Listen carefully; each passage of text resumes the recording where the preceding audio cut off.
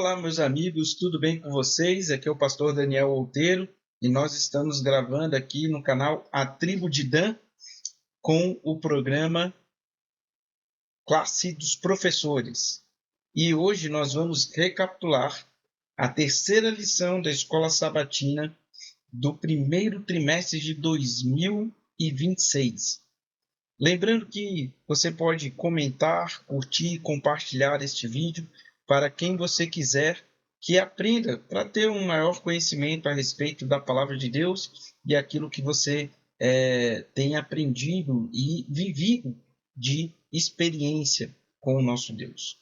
A terceira lição da Escola Sabatina deste trimestre tem como título Vida e Morte.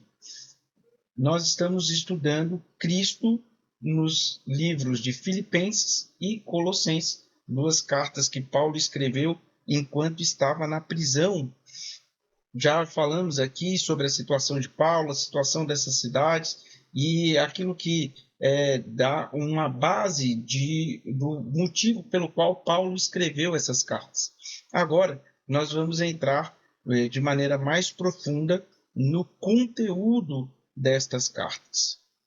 O verso da semana está em Filipenses capítulo 1, verso 21, que diz assim: porque para mim o viver é Cristo e o morrer é lucro. Para mim o viver é Cristo e o morrer é lucro. A gente precisa entender o contexto no que levou Paulo a falar sobre essa situação. Obviamente a gente já sabe que ele estava preso e o destino dele parecia incerto. De certa medida, ou de certa forma, ele dependia do entendimento do imperador sobre a situação dele, para então saber se ele seria liberto ou se ele seria condenado a algum castigo mais complicado. Naquela época, dentro da cultura hebraica principalmente, e aí a gente tem que entender que a gente está lidando com a cultura romana também, que interferia por ser dominador dos hebreus de maneira política e militar. Os hebreus tinham que se submeter a algumas regras romanas. Mas na cultura hebraica não se costumava ter prisão, uma cadeia, como forma de punição. Existia, obviamente, prisão, existia, obviamente, cadeia, mas não era a punição. A prisão e a cadeia, naquela época, era simplesmente para evitar que a pessoa fugisse enquanto ela aguardava julgamento. Então, para evitar uma fuga, deixava a pessoa presa. Não era a punição que ela recebia, ela ficava presa. Então, Paulo estava preso, inclusive, era uma prisão até domiciliar, esperando o seu julgamento. Aí sim, no julgamento, ele teria a sentença que ele deveria cumprir. Já aqui, ele está esperando esse processo de julgamento. E como já foi dito, Paulo ele foi liberto. Nós sabemos disso por causa da segunda carta que ele escreveu para Timóteo. E nessa segunda carta ele fala sobre, ou dá a entender que há um período em que ele ficou livre após essa primeira prisão. E ele fez algumas viagens, mas voltou a ser preso ali por volta do ano 64 depois de Cristo. Então, ele ficou livre ali um tempo depois dessa primeira prisão. E nós vamos estudar especificamente do verso 19 do primeiro capítulo, Filipenses, capítulo 1, verso 19, até o verso 30. Então, convido você a abrir a sua Bíblia em Filipenses, no capítulo 1, verso 19 até o verso 30. E a gente vai ler aqui alguns trechos e então depois a gente vai fazer os comentários em cada parte que a gente vai ler, tá bom? No verso 19 está escrito assim: porque estou certo de que pela súplica de vocês e com a ajuda do Espírito de Jesus Cristo, isso resultará em minha libertação. A gente tem que entender que a nossa fé ela é baseada naquilo que Cristo faz o melhor por nós e para nós. Nem sempre o que nós desejamos no nosso coração é aquilo que nós precisamos. Quem é pai, quem é mãe, sabe muito bem dessa situação com o filho. O filho pode desejar sorvete, pizza, hambúrguer, pode desejar dormir tarde, assistir desenhos até tarde da noite, ou ficar muito tempo diante das telas de televisão, de celular, de computador. Isso é o desejo do filho. Mas o que ele precisa é uma outra coisa. E o pai, ele é responsável por levar o filho ou dar ao filho não aquilo que ele deseja, mas aquilo que ele precisa para se desenvolver como ser humano, como pessoa. E é assim que Deus age conosco. Paulo, ele tinha um desejo pela libertação, mas ele, e a gente vai ver no desenvolver deste texto, ele estava disposto a aceitar de Deus aquilo que Deus estivesse pronto para lhe oferecer, entendendo que aquilo que Deus oferecesse era o melhor para ele, mesmo que o mundo diga que não é o melhor, mesmo que o mundo diga que a vitória é sair de uma situação difícil e se colocar numa situação fácil. A vitória do cristão não é conseguir emprego. A vitória do cristão não é receber uma cura. A vitória do cristão não é sair da pobreza financeira e se tornar rico, milionário. Isso tudo são coisas boas, não estou dizendo que são coisas ruins. Essas coisas Deus quer dar a nós, não estou dizendo que Ele não quer dar, mas essa não é nisso que está baseada a vitória do cristão. A vitória do cristão, e no caso de Paulo, talvez muitos pensariam, a vitória de Paulo está na libertação. Se ele for liberto, ele venceu, Deus o honrou. Nada disso, nada disso. Ele pode ser liberto, mas a vitória dele não está na libertação. Ele pode não ser condenado pelo imperador, e neste primeiro momento ele não é condenado, ele é condenado por um outro motivo, uma situação política, quase como um bode expiatório, e não porque, de fato, simplesmente porque ele é cristão, mas é porque os cristãos foram escolhidos como bode expiatório por uma situação em Roma, e foi essa situação que levou Paulo à morte. Mas neste primeiro momento, nesta primeira prisão em Roma, Paulo ele foi liberto. Mas ele não venceu porque ele foi liberto. A vitória do cristão está em garantir ou ter garantido a salvação. E essa garantia vem em Cristo. Então isso quer dizer que ele pode ser um desempregado, mas se ele está em Cristo, ele já venceu. Isso quer dizer que ele pode não ser curado, mas se ele está em Cristo, a vitória é certa. Isso quer dizer que ele pode, de alguma maneira, não conseguir alcançar os bens materiais que ele gostaria, mas se ele está em Cristo, ele já venceu. Em Cristo, diz Paulo, somos mais que vencedores. Então, a vitória não advém de conquistar coisas que o mundo está buscando por aí. A vitória vem em receber de Deus aquilo que Ele tem para nos dar. E Paulo entendia muito bem isso. Ele queria a libertação porque isso era uma coisa que isso estava no coração dele, mas confiava que se Deus não desse a libertação para ele, era o melhor que poderia acontecer para ele. E ele continua, no verso 20, minha ardente expectativa e esperança é que em nada serei envergonhado, mas que com toda a ousadia, como sempre, também agora, Cristo será engrandecido no meu corpo, quer pela vida, quer pela morte. Olha só as expectativas de Paulo neste momento.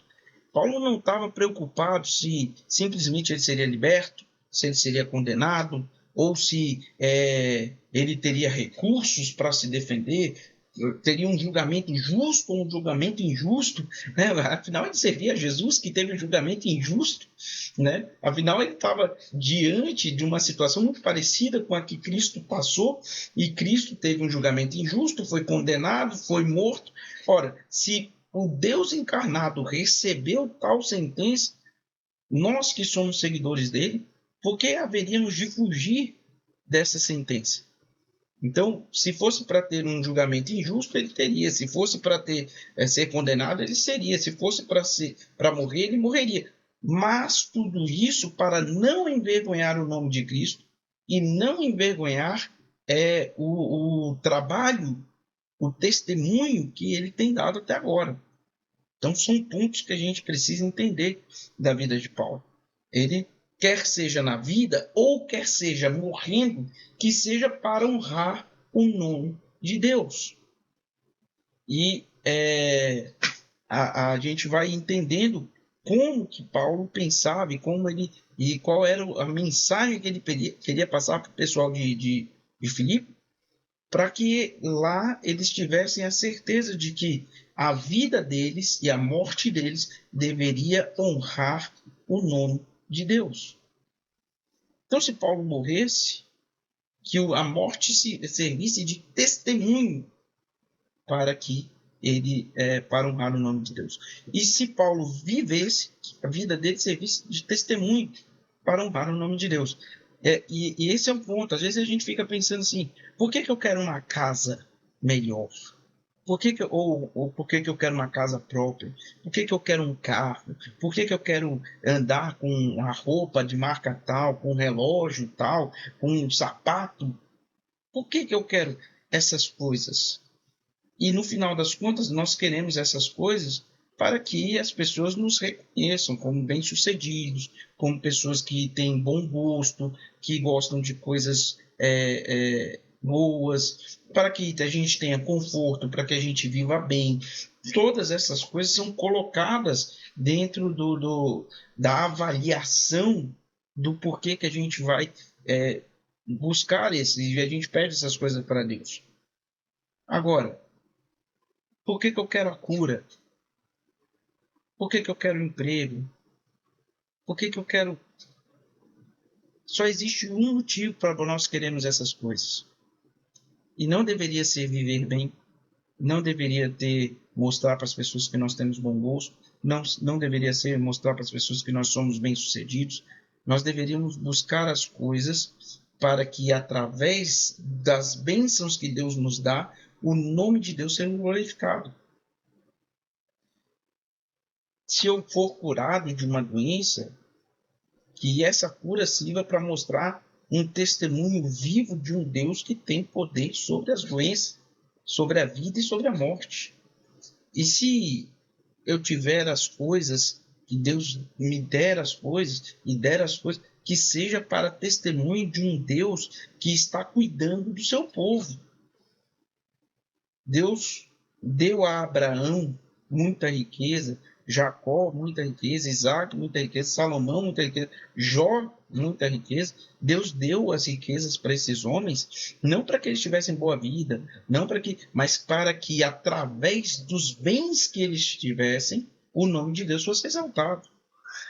E Abraão devolveu o dízimo de tudo que Deus deu a ele, sabe? O Jacó também prometeu isso. Por quê? Porque eles sabiam que o que eles tinham recebido de Deus era para honrar o nome de Deus. Então, eles honravam o nome de Deus com aquilo que eles recebiam. Recebiam de Deus. E essa é uma questão que a gente tem que entender. Se Deus nos deu, tudo que Deus nos deu é dele. Ou tudo que nós usamos é de Deus. Nós apenas usamos as coisas. Nada é nosso. Tudo é de Deus. Ele poderia ter dado para outra pessoa. Deu para você. Por quê? Para que você honre o nome dele. Mas quando a gente usa de maneira despretensiosa, de maneira descuidada, as coisas que Deus nos deu, ou que Deus colocou nas nossas mãos, ou que Ele confiou nas nossas mãos, nós estamos roubando de Deus. Estamos roubando quando não somos honestos com Ele, mas estamos roubando quando nós também usamos de qualquer forma. Não damos valor. Por quê? Porque Ele nos deu para honrarmos o nome dele. E um outro ponto que é importante, isso ele fala para Abraão, quando chama Abraão, ele fala assim: seja você uma bênção. E aqui é um ponto importante. Seja você uma bênção. Por que ele te abençoa? Para que você abençoe outras pessoas. É por isso que ele te abençoa. Ele, mesmo na prisão, ele colocou Paulo na prisão, ele deixou Paulo ser preso, e lá Paulo deveria abençoar outras pessoas. José no Egito, como escravo, era uma bênção para Potifar. Como prisioneiro, uma bênção do carcereiro. E como governador, bênção também. Foste fiel no pouco, sobre o muito te coloquei. Uma bênção para o Egito. Agora, se eu não consigo ser fiel a Deus com o pouco que eu tenho, não vai ser no muito que eu serei fiel. Ora, se você empresta R$ 10 para uma pessoa e essa pessoa não é fiel a você e não te devolve o dinheiro, um mês depois, 2 meses depois, ela vem pedindo R$ 100, você vai emprestar? Por mais que você tenha, você vai emprestar? Óbvio que não. Por que você não vai emprestar? Porque se aquela pessoa não foi capaz de te pagar R$ 10 que ela te devia, ela não será capaz de te pagar R$ 100. Então, se nós não somos fiéis a Deus no pouco, por que nós seríamos dignos de confiança de termos muito de Deus? Se nós não somos capazes de abençoar as pessoas com o pouco que temos, por que nós deveríamos ter muito para agir de maneira egoísta? É claro que o sol nasce sobre justos e injustos. E tem gente que não merecia e tem muito. E talvez tenha gente que mereça e não tem nada. Mas o mundo justo não é esse que a gente vive. O mundo justo é o que Deus vai trazer. E neste mundo justo que Deus vai trazer, por mais que nós não tivéssemos nada aqui na Terra, a gente vai olhar e vai falar assim, valeu a pena ser pobre, valeu a pena não ter nada, valeu a pena ser fiel, mesmo quando o nosso desejo era o contrário. Por quê? Porque aqui no céu as coisas são justas. Aqui no céu vale a pena. Então, pelo céu, vale a pena. Todo sacrifício, toda entrega, toda luta, toda dificuldade, pelo céu vale a pena. Bom, ele vai continuar no verso 21, que é o verso da semana, a gente já leu, porque para mim viver é Cristo e o morrer é lucro. Entretanto, se eu continuar vivendo, poderei fazer ainda algum trabalho frutífero. Assim, não sei o que devo escolher. Então, ele se demonstra assim. É lógico, Paulo já é um homem mais idoso nesse momento, ele não é um jovem, ele preso, e ele sabe que a vida é cansaço, ele sabe que a vida é dor, ele sabe que a vida é luta. Então, para ele, o viver é Cristo. Ou seja, ele não quer simplesmente honrar a Deus na sua morte, mas ele quer honrar a Deus na sua vida. Não porque sua vida foi preservada da morte, mas ele quer honrar a Deus vivendo. É esse o ponto. Tem gente que acha que só vai poder honrar a Deus quando tiver uma arma apontada para a cabeça e falando assim, ou nega o seu Deus ou você morre. E aí você vai de maneira heróica, como um mártir, como um herói da fé, falar assim, não, pode atirar, porque eu vou morrer. Não, não, meu amigo. Esse momento é um momento crucial, obviamente. Mas se você não tiver uma vida que honre a Deus enquanto você vive, não será na morte que você vai honrar a Deus. Não será a troco da própria vida que você vai honrar a Deus. Ou eu vivo agora, dia a dia, minuto a minuto, segundo a segundo, honrando a Deus, ou quando chegar na hora da minha morte, só vai evidenciar uma vida de desonra a Deus que eu tive no passado. Então, eu honro a Deus hoje, se eu quiser honrar a Deus quando a minha vida estiver em jogo, quando a minha vida estiver em risco, quando a vida da minha família estiver em jogo, quando a vida da minha família estiver em risco. Ou eu honro a Deus agora, ou eu não serei capaz de honrar. Ou eu não serei capaz de honrar. Bom, ele não sabe o que escolher, porque o morrer é lucro. E como que ele vai desenvolver essa ideia do morrer é lucro? Paulo quer se matar? Obviamente que não. Obviamente não é o sentido de Paulo, mas ele fala assim, se as circunstâncias da vida me levarem a entregar a minha vida por causa de Cristo, para mim isso é lucro. Porque ele fala assim, estou cercado pelos dois lados. Tenho o desejo de partir e estar com Cristo, o que é incomparavelmente melhor. Mas por causa de vocês é necessário que eu continue a viver. Aqui a gente precisa de algumas explicações para que as pessoas compreendam bem a teologia sobre a questão da morte. Em Eclesiastes, capítulo 9, verso 5, está escrito que os vivos sabem que vão morrer, mas os mortos não sabem de coisa nenhuma. O Salmo 115, verso 17, diz que os mortos e aqueles que descem à região do silêncio não louvam a Deus. Em Eclesiastes, de novo, capítulo 9, o Salomão vai continuar falando assim, olha, na morte, no além, não tem planos, não tem projetos, não tem sonhos, não tem nada. Jesus vai comparar a morte, João capítulo 11, a um sono. Por quê? Porque ele não tem consciência. Não quer dizer que você está dormindo ou que quem morreu está dormindo. Não. Existe uma diferença gigantesca entre quem está dormindo e quem morreu. Entretanto, o mais próximo que nós podemos compreender do que é a morte é comparando com o sono, onde a gente, se você estiver dormindo e seu sono for pesado, né, porque se o seu sono for leve, você acorda, mas não é que no sono você percebeu, mas você acordou e percebeu uma situação diferente. Agora, se você tem um sono pesado, as pessoas podem entrar no quarto, podem pegar alguma coisa, né? Se você mora com seus pais, ou com esposa, ou com filhos. Hoje teve um momento que eu tirei um cochilo, e aí meu filho entrou no quarto, pegou um objeto meu e saiu. E aí depois, quando ele foi conversar comigo, ele falou, não pai, quando você estava dormindo eu peguei tal coisa. É assim, você está dormindo, você não percebe as coisas acontecendo ao seu redor, né?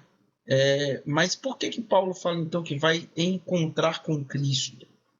Porque é claro que ele está usando aqui uma metalinguagem que indica que a próxima vez que Paulo abrir os olhos, ele verá Jesus voltando. Ele mesmo fala sobre isso em Tessalonicenses, no capítulo 4. 1 Tessalonicenses, capítulo 4. Ele fala sobre isso, verso 13, sobre os mortos em Cristo, ressuscitando quando Cristo voltar. Então, o que Paulo está querendo dizer com essa situação aqui? Ele vai abrir os olhos e vai ver Cristo voltando. Ou seja, a próxima vez que ele tomar a consciência, ele estará salvo, vendo Cristo voltar. Passaram-se 2000 anos quase dessa situação, desde a morte de Paulo. Mas para ele, quando Cristo voltar, vai ser como se ele tivesse fechado o olho e aberto. Depois que ele vai tomar ciência que se passaram mais de 2000 anos, ou quase 2000 anos. Mas num primeiro momento ele vai achar que passou um segundo, que não passou quase nada. Entendeu? Então, para ele, a próxima vez que ele tomar a consciência, Cristo está voltando. E isso é lucro.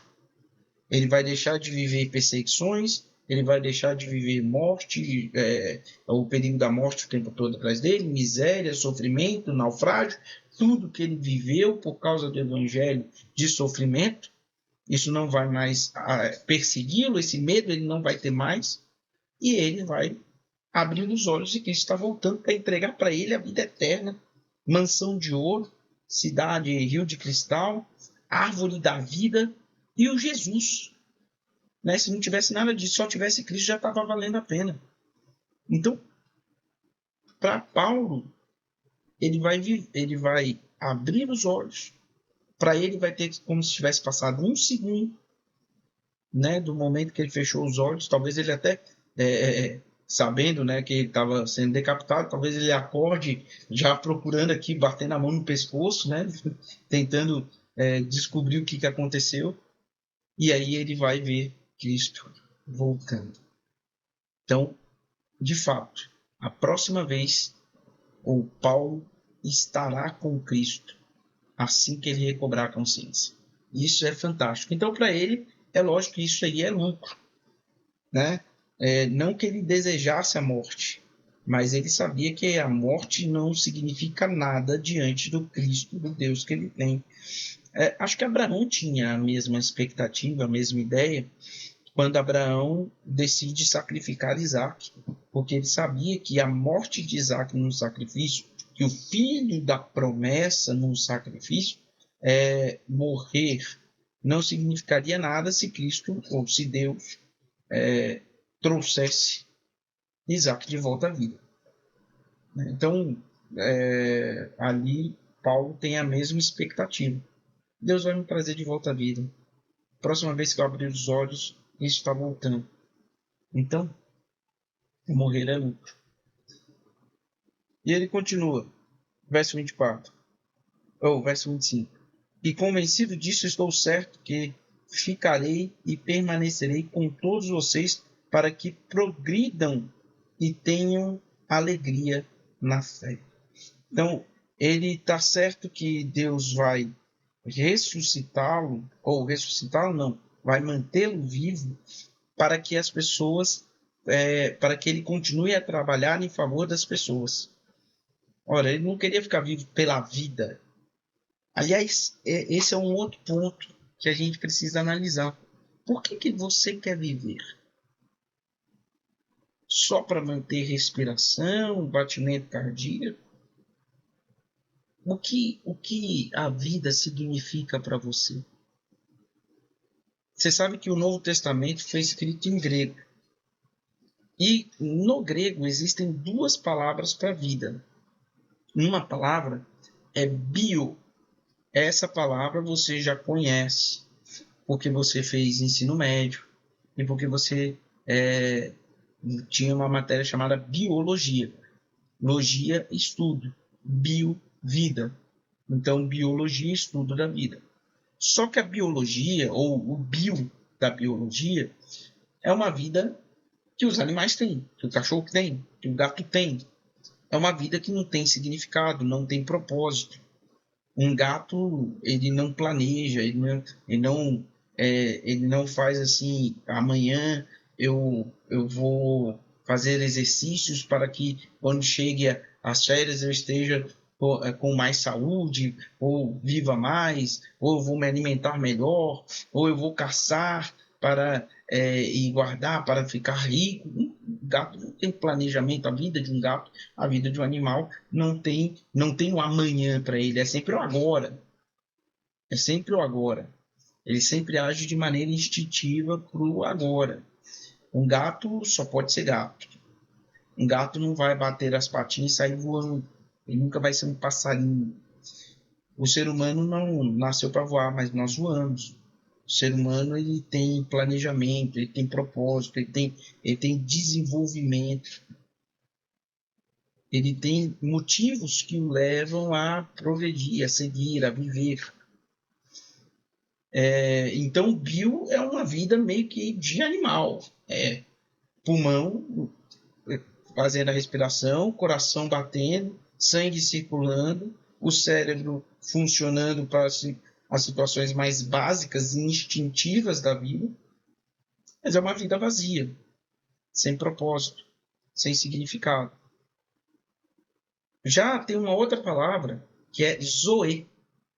E Zoe é a palavra que Cristo usa quando ele fala em João 14, eu sou o caminho, a verdade e a vida. Caminho, Rodós, verdade, aletheia e vida, Zoe. Eu sou a vida, Zoe. Eu sou Zoe. E ser Zoe, vida, é uma vida com propósito, com significado. É uma vida que vale a pena ser vivida. É uma vida que vai te trazer vontade de continuar a viver. Continuar vivendo. É isso que significa Zoe. É uma vida que vale a pena. Agora, o que Cristo nos oferece e o que Paulo está buscando é o Zoe. Não é simplesmente bio. É Zoe. E o Zoe só existe de fato em Cristo. Uma vida com significado, com propósito, só em Cristo. Sem Cristo nós somos nada. E com Cristo nós temos motivo, significado, propósito. O propósito da vida é Cristo. E Paulo encontra esse propósito. E ele quer viver por esse propósito. A gente vive de maneira tão egoísta para nós mesmos. Não é porque eu quero alcançar mais sucesso, dinheiro, ter bens melhores, coisas melhores, objetos melhores, roupas melhores, carro, casa. Eu quero ter essas coisas. E eu vou à igreja para acalmar a minha consciência, para dizer que eu tenho um relacionamento com Deus. Eu não vivo para Deus, eu vivo para mim. Mas eu vou para a igreja para dizer que eu tenho um relacionamento com Deus. A nossa vida precisa girar e ser em torno de Cristo. Por Cristo, por causa de Cristo, para Cristo. É por isso que nós estamos aqui. Vamos ver isso em Colossenses ainda, nessas lições que nós estamos estudando. Mas a gente precisa entender que a nossa vida só tem significado se for viver para Jesus. Bom,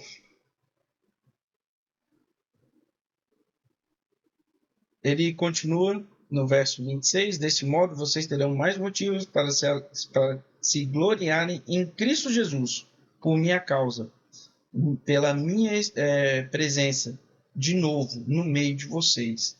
Verso 27, acima de tudo, vivam de modo digno do Evangelho de Cristo, para que, ou indo até aí para vê-los, ou estando ausente, eu ouça a respeito de vocês, que estão firmes em um só espírito, com uma só alma, lutando juntos pela fé do Evangelho, e que em nada se sentem intimidados pelos adversários, pois para que eles é prova evidente de perdição, que para vocês é sinal de salvação, isto é, da parte de Deus.